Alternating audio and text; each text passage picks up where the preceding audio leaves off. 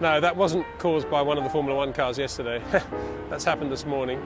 A lot of work going to be taking place, converting this area back into normality.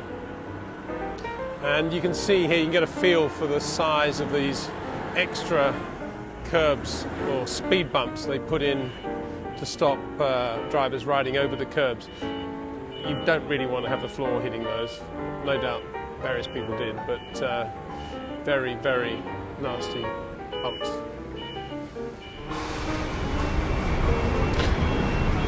We're now looking down towards the Anderson Bridge. This is what is effectively the causeway over the harbour.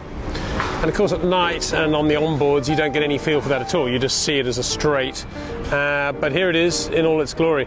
And the pervading sense actually is of the aroma from these gorgeous flowers on the right in this beautiful Singapore morning. The humidity and the heat is lifting that scent, and that's how I'll always remember this bit of the Singapore Grand Prix circuit, that wonderful smell. Through the fence here you can just see the Anderson Bridge. The cars go over that bridge amazingly, and in the background you can see the Singtel building, sponsor of the race. And again you see the lovely mixture of old and new as we're much closer now to the Fullerton Hotel. Lovely part of the track, this very Singapore, and this is very much part of the atmosphere of this city.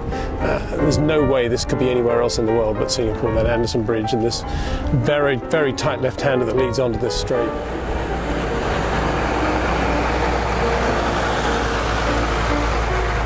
There's the Anderson Bridge, narrow, bumpy, change of elevation as well. And interesting that not that many mistakes made on the entry to this left-hander here, because there is a bit of runoff area, but there wasn't a lot, and it just shows the human instinct for survival. When it's, yeah, I can get on the power now and maybe I'm going to hit the wall, maybe I won't, they'll go for it. But when it's head on into something as tight as this from a high speed approach, very narrow approach as well, everybody's leaving just that much more margin. There's a message there somewhere. And there's the venerable old clubhouse of the Singapore Cricket Club. Probably the most important building in the entire city, I'd say. Hate to see that go.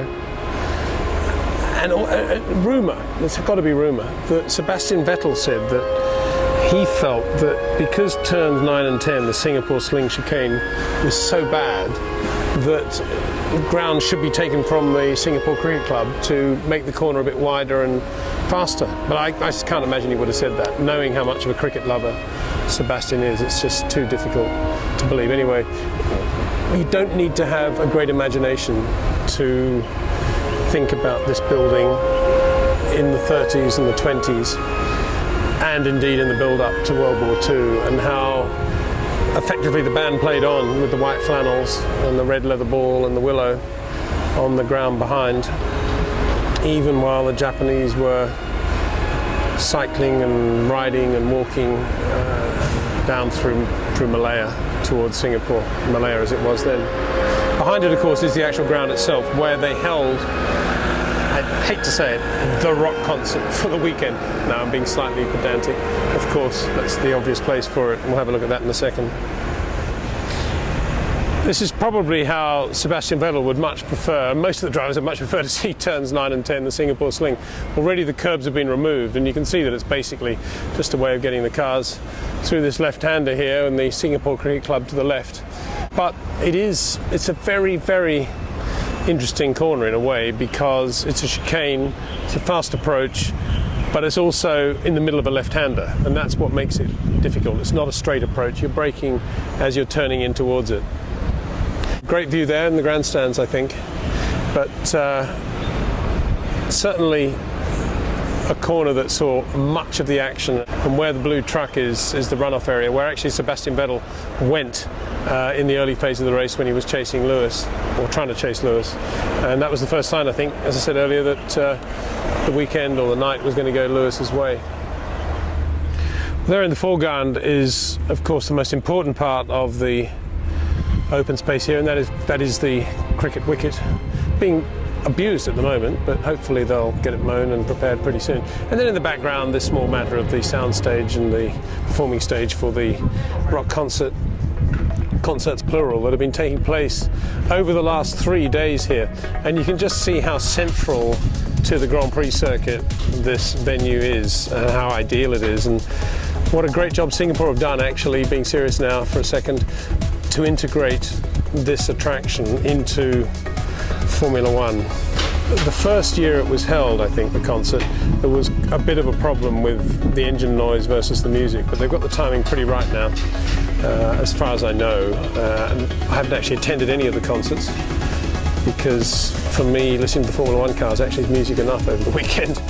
But yeah, a beautiful place this, and from the back of those grandstands there, on the left, you would have seen the braking area for the Singapore Sling chicane, and you could have looked back over your shoulder at what was going on down here, so that would have been quite a good place.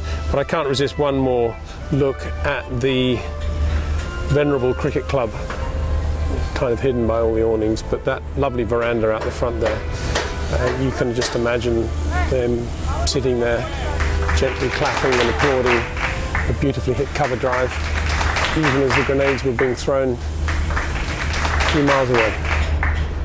Okay, so that's basically the end of the lap. There are a few other bits that I didn't show or we didn't go to in detail, but they're kind of fairly straightforward lefts and rights.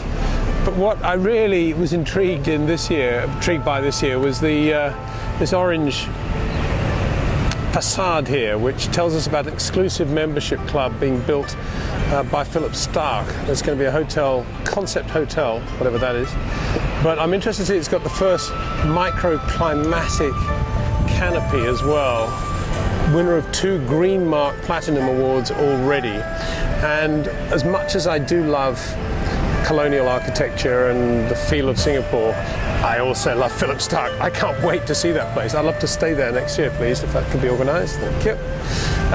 And what's so nice about it is that it is flush to the Raffles Hotel, to what is at the moment my favourite place in all of Singapore. That's the old billiards room there, and there's the hotel itself, still basically as it was. So I'm going to go in and have a gin sling. A haven only a few minutes walk from the Formula One track. A lot of it's been redone. The long bar now on the first floor actually is where the long bar used to be. And the lovely old bar where you could follow the tiger's paws to the bar, embedded as they were in the tiles, is no longer there. It's been ripped out altogether. Great shame. But you can find little pockets of the 1920s still, and this for me is a perfect place just to relax and unwind after the weekend and before the flight home back to London.